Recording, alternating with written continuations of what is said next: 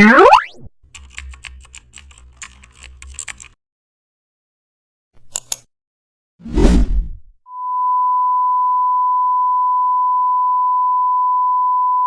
this tutorial, you'll create a modern infographic timeline in Photoshop using custom shapes to represent sequential events. Open a horizontal canvas suitable for a timeline. Draw a long rectangle for the main timeline path. Place evenly spaced circle shapes on the line to indicate milestones. Use the Type tool to label each milestone with short descriptions.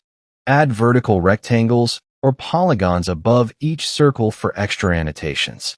Insert small arrow shapes to guide the viewer's attention along the timeline. Duplicate milestone elements behind and slightly offset for depth. Refine spacing and alignment to maintain consistency. Zoom out. The infographic timeline now looks professional, readable,